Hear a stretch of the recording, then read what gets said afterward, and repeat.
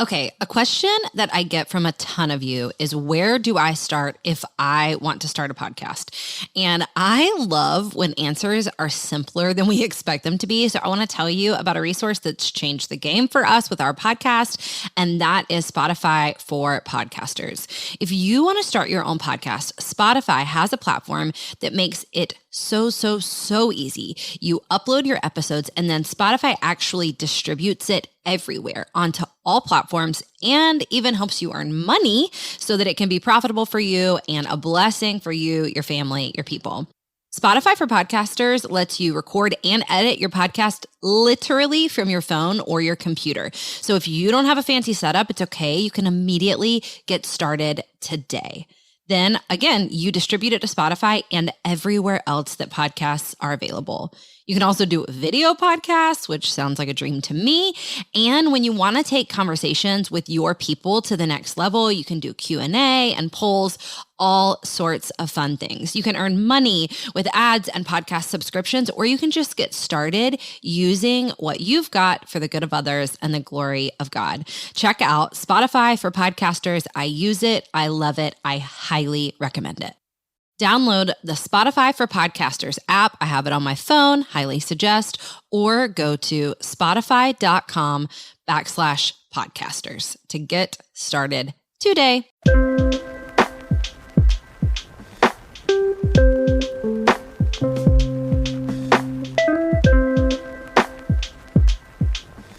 Welcome to the Go and Tell Gals podcast. I'm your host, Jess Connolly. I'm an author, a Bible teacher, a coach, and I'm obsessed with helping women take their place in the kingdom and use their God-given gifts. At Go and Tell Gals, we equip and encourage women with different tools like our Map to More guide, our group coaching program, Go Teams, and even by training other women as coaches through our licensing program. Whether you're a college student, a stay-at-home mom, a small business owner, an astronaut, or a veterinarian, our goal is that you leave this episode feeling more empowered to do what God has called you to do. We're so glad you're here and we're on your team. Let's jump into this week's episode. Okay, friends, you love her. I love her. It's the one episode a year, maybe one out of three. Maybe I'll give you 2 to 3 a year where I share her with you and say, my mom gets to be your mom for this podcast episode only. We joke about it privately. I do have a godly jealousy for you and your time. The thing is, when you know your mom's the best and when you know she's great, you should say like, well, I just want to share with everyone else and bless everyone else. But sometimes you're like, I don't know. She's my mom, guys. It's the one out of maybe 3 episodes a year. I'll let you guys in on this beautiful secret that is my mom, Deb Hopper. Thanks for joining us on the podcast. Thanks for sharing me. Well, she can start her own podcast and you guys can listen to her there, but I like to keep my boundary lines pretty clear. I'm so glad you're coming clean. We always laugh that. All my friends are always like, I feel like your mom's my mom. And I'll smile and nod. And then I'm like, watch it. I do see your eyes dart open sometimes. Everybody at our church, Mom and I have this distinct, huge pleasure in the season of going to church together, leading together. But everybody always calls Mom, Mama Deb. And I'm always like, that's funny. Ha ha ha. So my Enneagram 8 shows just a little bit. Deb Hopper, thanks for joining the podcast. Thank you for having me. On this momentous occasion, which is not only Mother's Day, but also the hallowed time of year where we celebrate your birth. Yes, it does all come together. It all comes together. We take it too far for about a week. Yes. I can't wait. This is the first time that we've had you on the podcast that we've been able to talk about the thing that has been pulsing in the background of your faith, your calling for the last year or more now. You signed a book deal. The book, yes. Okay, I want you to tell the story in your words, and then I'll add in things that I want to make sure people hear. Okay. Well, I did start writing in my 30s. Yeah.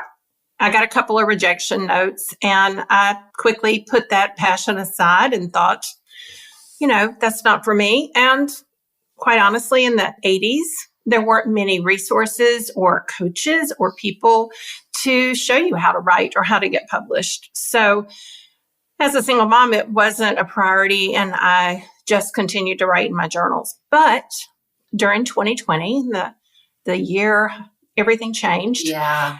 Jess, who all of you know is an incredible coach and champion to all, started talking to her family about writing more. And specifically, she nudged me and said, "You need to write. I know you've got a book in you." And I said, "Well, actually, I do have a couple, but I don't really know how to start."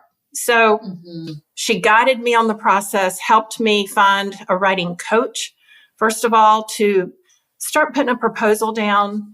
And then she encouraged me with other people to put around my path, to find an agent. And from there, God really has ordained the steps of this book deal. So I'm very excited. It's been really beautiful to watch. I mean, because, well, first of all, the first thing I want to say is people are always like, "Oh, it's sweet. Like your mom's getting into writing." I'm like, no, I'm a writer because my mom is a writer. I'm a writer because I watched her, like, before there were laptops, Right. just writing my whole life. And so, number one, like, this is a really long time coming, and also seemingly right on time too at the same time. Yeah. But I feel like I've seen you trust God so much through this process, and also wrestle through your own content of the book as much as you can without giving away, because also you're in the thick of book writing. You have like a month and a half-ish left till you turn in a manuscript, but you're soaring, writing really fast. Yes, I'm close. I'm really close to having it finished. But will you just talk about the content and even like what it's been like to press through with God in this? Well, the content is on prayer, and it was an easy first thing for me to write because in my 30s, God gave me this model through a friend who nudged me to get out of some pits that I was in, the model of ask, seek, and knock from Matthew 7:7.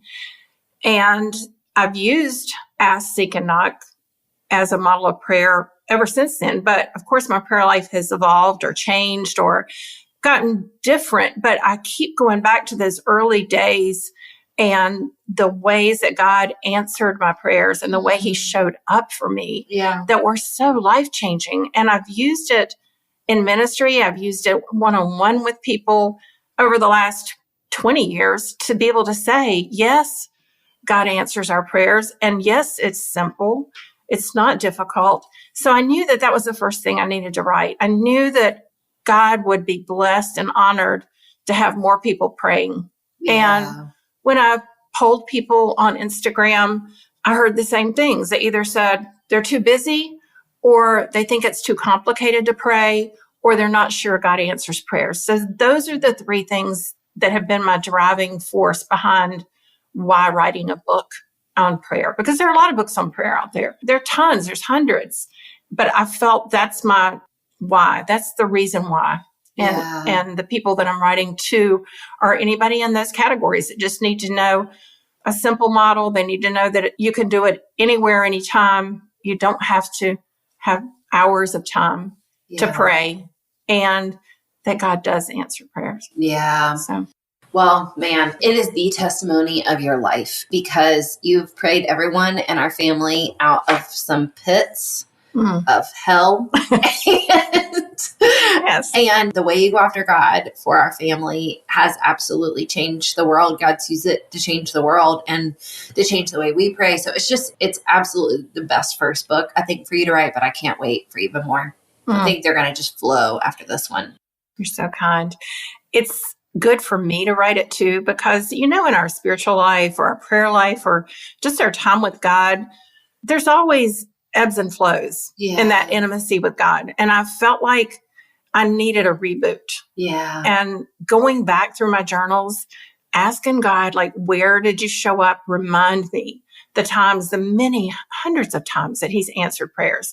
And going back to those early days when it was just me and him has been renewing for me. So it's been a great journey. Okay, let's dig into motherhood. We're talking today a little bit about spiritual motherhood and maybe in a way that you guys may have heard talked about it or not. I feel like we've actually had a podcast episode or two on spiritual motherhood. I'm remembering one with Cheryl Luke. You have definitely been on to talk about motherhood. But in our relationship, in our core family relationship, I would say something that I'm known for is asking you very big nebulous questions. So I have one to start today that I don't think I've ever asked you. And that is, did you feel called to motherhood? Like when you were growing up, did you feel called to it? Did you dream about motherhood in general? I got to say no. Yeah. I am not a kid person at heart. I mean, I love our kids. I love grandkids. I love children in general, but I'm not a children person like some people are. Yeah. So I don't remember ever feeling that as a child, like dreaming about my children. Yeah. I know that sounds foreign and probably sacrilegious to say. Well, I asked because I didn't either. And so I had this gut feeling that maybe you didn't either. No. And I feel like for sure, this many years into motherhood for me, 15 years in for me, 38 in for you, 39, 40. 40. I don't care anymore. I'm not ashamed that I didn't dream about it. Okay. I think I'm like, I'm the mom I'm supposed to be. Yeah. I think it's okay that I didn't grow up like dreaming about it. And in some ways it's freed me up because I feel like for the most part, especially after the first few years, I've been able to kind of throw off any perspective of what motherhood should look like because I didn't dream about it. Yeah, that's good. That's really good. Okay, then my second follow-up nebulous question is, did you feel maternal before having kids? Not until I was pregnant. Yeah. Now, I will say I yearned for, it took me 3 years to get pregnant with Katie. I thought maybe there was something wrong. We didn't pursue infertility studies, but I mainly felt called to family. Yeah. You know, I did grow up with a really strong sense of family and cousins and extended family. And so I knew that I wanted to be part of a family. I wanted a family that I could shape and be shaped by. Yeah. But of course, once I was pregnant, I felt maternal. Yeah. Of course, you have a life growing inside of you, and then you watch God create this being that came from your gene pool. So it's hard not. I mean, some people may not even feel that, but yes, I felt maternal from the time I was pregnant and on. Yeah. And a protectiveness, a care over all of you, and a desire to see you be all that you could be. Well, I asked that because even making the parallel to spiritual motherhood, I feel like when we talk about spiritual motherhood, let me just throw out what I think a lot of people might assume. I think they might picture some very like discipleship oriented, maternal-esque, shepherding, like long haul discipleship, like come into my house and like we're going to talk for years and years and years. And I even want to just, because we've talked about spiritual motherhood in the past, I want to even just add a new layer to it, which is I do think there are women like you and I who really engage in spiritual motherhood, but it's more by creating systems and empowering leaders. At least that's what I would say I see in your life. Like, does that feel true to you? Yes, it does. And, you know, as you're asking me these questions, I'm going back thinking about my teens and my early 20s before I had children. I think because the call of God was on my life, and I don't say that, you know, mildly, but I felt called at 15, 16, and I really thought I would be a missionary. I thought I was going to be a Lottie Moon serving overseas until that shifted. And so I think that call is more the mothering that I'm called to, the spiritual mothering, because I do care about people's souls. I do care about how they follow after Jesus. Yeah. So, yes. And because I'm an Enneagram 3, I love systems and processes. It's always easier to, you know, form systems and processes that'll work. Yeah. You know, to be able to lead more people than just all one-on-one. I love one-on-one discipling or spiritual mothering, but I also really can appreciate a good leader. Yeah. Growing up a leader can then lead more people. But I would say it's always easier for you because that's what you're gifted at. That's how I'm wired. Yeah. A few years ago, I had someone in our church, which this might sound like a little bit like an accusation, but it didn't feel that way. It actually felt like really loving. But I had someone in our church come to me and say like, hey, what can I expect from you as my pastor/pastor's wife? Like, I can't really figure out what you are. And I was like, real, me either. I'm not sure either. She said, what can I expect from you? What can I expect from you? And just to even give a little hindsight, a little insight to that situation, she was going away. She was leaving for a season. And there had been like an expectation that I was going to host a going away party. And so she was like, can I expect this from you? I said, let me think on it. I said, let me think on that. I said, that's a great question. I appreciate that you're asking me that because there's so many different forms of, at the time, I didn't say this, but what I thought was spiritual motherhood. Yeah. Like there's so many different types of females leading and pastoring and shepherding, whatever language or verbiage you use. I wanted to be able to answer that. And at the time, I had kind of started to feel like I was falling short because I didn't have women in their 20s and their 30s always in my home. Right. And that is what I had always pictured. Like, this is what I should be doing. But it just so happens that the age of our church coinciding with the age of my kids is like, it is not good physical mothering for me to have people inside my house all the time. And I went through a season, even in the early years of our church, where you lived through this with me and really counseled me out of it. But I would always invite people I was like discipling or shepherding to my kids' sporting events, or like come to the basketball game with me, or come to the soccer practice, or come to this. And then I realized like I was missing my kids scoring goals because of college girl was like pouring out her heart to me, and I had caused that. And so I think you were one of the ones who were like, cut this off. Like, have parts of your family that are just your family, you know? And so I was like, okay. That gal asked me like, what can I expect from you? And I said, I'm going to really think on it and I'm going to get back to you. And then like 30 seconds later, I had an answer, and I was like, hold on, I know the answer.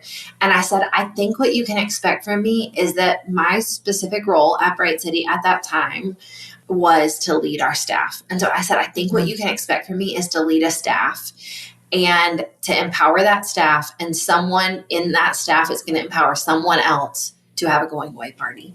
I think if you're expecting me to be the person hosting it, I'm probably not your girl. Yeah. Number one, I'm not great at hosting. That's not my spiritual gift. Like, number two, I've got these 4 kids, 3 of which are teenagers. It's not a great fit for me. And she was like, okay, thanks for telling me. Like, that's what I needed to know. So I just wanted to like talk about it from that. What is spiritual mothering, leading, pastoring? Those are words you and I are comfortable with, but everybody else may feel like they're just like a sweater they don't know how to put on quite yet. What does it look like in this season? And will you share a little bit about what it's looked like in past seasons? Like, I want you to talk about Chosen, if you're willing. Yeah, sure. Yeah. Well, I was on staff at a mega church for 10 years as the women's pastor, women's director. And at a mega church, it was very hard or difficult to do much one-on-one. So I realized early on that I needed to mobilize some leaders, some coaches, and to grow up and pour into them, similar to how you're saying your job is to pour into the staff. That was my role. And create some environments where lots of women could come in the door, could come in and experience something new or fresh, but then quickly find ways for them to connect in smaller groups or smaller settings. So all of my discipling and teaching or pouring out time was really spent with the leaders and the coaches. And this season, it's a little bit different in that I have more availability because I'm quote unquote retired, not working full time and just serving as a volunteer. So I try to make myself available. I'm meeting with one young woman today. I'm meeting with another one next week. Yeah. Just to have one-on-one time. But I also still really enjoy the group settings like we did last night. Yeah. So the Chosen thing I want you to talk about, because I just happened to be on the couch when you like had your laptop open. This would have been what, 2015, 14? 11. You were visiting from out of town. Yeah. 2011. Yeah, I know that because I just wrote about it in the book. Wow. Women's conferences were not a thing. They were No. just like mega churches maybe had them. Yes. They weren't a thing like they are now. Mm-hmm. And we were just sitting on the couch. I was visiting, and I just watched you birth this movement that is now like thousands upon thousands upon thousands of women have gotten to sit under this tree that you planted and experience God, experience a move of God. And I don't know. That's the kind of stuff I think about when I think about spiritual motherhood, that I'm like, no one will ever see you on that sofa except for me. I got to see it like with your laptop open saying like, what if we called it chosen? Yeah. You know? That was a sweet God moment. There was a team of about 10 of us who were dreaming, 10 of the staff, and we were dreaming about a conference. We had actually been to one that was similar, a women's conference, and gotten the vision and then gotten the approval to move forward with it. So we had met 3 or 4 times around the vision of what women that we served needed, come up with a name, and we couldn't. We had thrown up every adjective on the whiteboards. Until that night on the couch, you and I were sitting there, and I opened my Bible to Isaiah 60. And I was like, it's chosen. Women want to know that they need to know that they're chosen. I need to know that. I need that repeated over my life. Yeah. And so, that's when it was birthed. And it's started in 2012. And so it's 10 years. Yeah. This year, the conference is ongoing. That's beautiful. And also in 2012, I started my first women's conference, and I told you I had like a massive aha moment that in 2012 was when I started the Influence conference that led to the Influence Network that then birthed a lot of other dreams that eventually led to Go and Tell Gals. I was like a year or 2 into hosting the conference when I was like, I am just trying to be my mom. Like it wasn't like it dawned on me. It was after the fact. And I was like, I'm really just doing what she did and like trying to copy and paste. And I'm glad for it. Yeah. Well, and another reason we moved towards the conference is in a large church like that, we couldn't do women's retreats. Yeah. We couldn't do getaways. And I think, the value of that for us as women is having time away, whether it's in your own city or whether it's 3 or 4 hours away, but having a couple of days away with other women to hear from God and process it together. And I know that that's been valuable to me. I used to go to Joyce Meyer conventions and Beth Moore conferences all over the state. I would travel with girlfriends because that would revive my soul and that would feed me for the next few months, just time to hear what he had to say to me. So that's the value of those. So good. You're not copying me. You're just I am, but leading people to him. I'm unashamed about it now. I'm just trying to do my best Deb Hopper impression every day of my life. That's what I tell everybody. Okay, now, lastly, I want you to talk about this season of motherhood. Nick is really good about always asking me, like, hey, what are you excited about? What are you excited about? And full disclosure, I'm in just in this super dry season. And so I'm like, I don't know that I'm excited about anything for the rest of the year. I'm just tired. I need a break. I'll be better after summer. Everything will be fine. But when he really presses me, he's like, no, what are you excited about? I'm like, I'm excited about being 60. My mom is thriving. And I'm really excited about grandkids. Yeah. And I'm like tearing up talking about it. I'm like, I can't wait to be 65. Yeah. Looks awesome. So can you just talk about this season and all of it, the physical motherhood, the spiritual motherhood, all of it, what it looks like? Yeah. It is better than I could have ever imagined. I will say that. Yeah. And I don't mean that to have anyone be jealous or to covet what I have, but I'm telling you, it's beautiful. Yeah. And I worked from the time I was 14. I was full-time at 17 through college. Never imagined not working full-time. I really thought I would work full-time until I was 85 and then just drop. Yeah. But God made a way, and we've had amazing provision, and it's beautiful. It's really beautiful to be able to dip your toe into a lot of waters. Now, I will say what I'm excited about. We were looking at some charts last night in a group about journeys and seasons. And there's a season towards the end. It's called the Afterglow. Afterglow. The Afterglow season. This is from John Mark Comer's teaching. Yeah. And I look forward to that because in the Afterglow, he describes that you are the wise one. You're the one that's not cranky, that everyone just wants to come to for wisdom. Yeah. I feel like I'm still a little bit in the cranky stage, you know? Are not. And, well. You are not.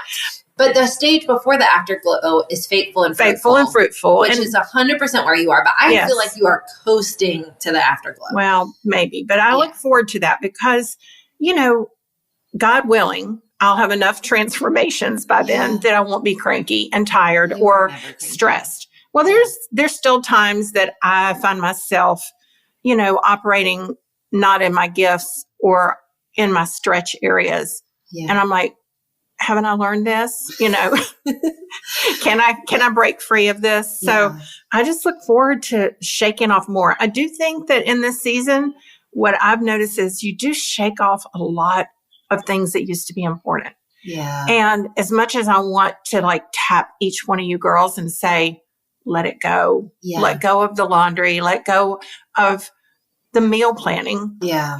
You know, order out when you can. Right. Make peanut butter sandwiches when you can't. Yeah. I also just know that that's not the time for that. Yeah. And so, but it is really nice that some of that like sloughs off of you in the years. Yeah, it does. I was telling a friend of ours yesterday, and she's in a really similar life stage to me. She has teenagers, so she's in her late 30s, almost 40s. And we were just saying, it's really interesting. One thing about Bright City is our church is fairly age diverse, minus we don't have a lot of people in their faithful and fruitful season, and we're praying them in. We got a lot of people in their 20s, got a lot of people in their 30s, got a few people in their 40s, but we're predominantly surrounded by people in their like early 30s, yet late 20s. Anyway, she was just saying like, what is wrong with me that I'm like, and I was like, nothing's wrong with you. We're just in our late 30s and we're cranking it out. Yeah. And we have teenagers and we're like in this intense building season in our callings and in our families. And it's exhausting, you know?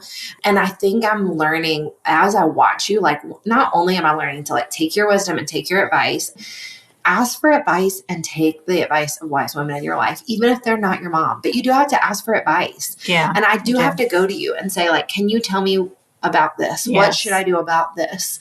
And it doesn't always feel great. Like, you know, like it doesn't always feel great for you to say, like, drop that, you know? And sometimes it takes you telling me 3 times until I'm like, okay, I got it. I'm dropping it. So if I could encourage anyone listening, I would say go to those women in the faithful and fruitful and afterglow seasons and know that it is beautiful to be humble in front of them and say, what do I not know about this? You know, there's something about watching you in this season that also just gives me a lot of grace for my season to say like, some of this is just, it is what it is. Yeah. You know, I'm going to get to another space. If I press on, if I keep following Jesus, if I keep repenting and praying, and I don't know, you make me feel so hopeful about what it looks like to keep following God. It is great. And give yourself grace for the times that, you know, that you don't get it right. Yeah. Just have a lot more grace on yourself. Be kind to yourself. Yeah. I'll give a funny example. We're keeping our 1.5-year-old granddaughter this week. And this morning for breakfast, I was so excited because I had bought her a little cup of Fruit Loops. I never buy those, but I thought every child loves Fruit Loops. And I'll put it on her tray. I put it in the cup first and she shook her head no. And so then I poured them out on the tray. She swiped that tray and every one of those 100 Fruit Loops went on the floor. And I just bust out laughing. I was like, I love it. Your mom is right. You do have preferences. Yes. And it's not Fruit Loops. No. But I promise you, if that happened in my 30s with y'all, there would have been a lot of screaming, gnashing of teeth, and maybe a hand swiped across and like probably shame. You would have probably felt shame of like, oh, why did I even try? Why did I waste my money? Right. What's wrong with me? She's so willful. So I promise in your 60s, it'll just seem a lot funnier. Yeah. It's not, good. You won't take yourself as seriously, but if you can do that now, please do. Yeah, if you can, that's so good. Okay. I'm so grateful for you. It makes me know I need to share you more because everybody doesn't have access to wisdom like this. So I'm going to do a better job. I commit. No, you're great. Make sure you guys are following Mom on Instagram. debhopper.me. Is that right? Is your website? It's my website. Yeah, debhopper.me. Absolutely go there. Sign up to get information about the book as it comes out. Yeah. You're giving away such good content there, but we're just so grateful for you. Thanks for being faithful and fruitful. Thank you for coaching your mom. Love you. Love you. You are listening to the Go and Tell Gals podcast. You can find us at goandtellgals.com online or Go and Tell Gals on Instagram or Facebook.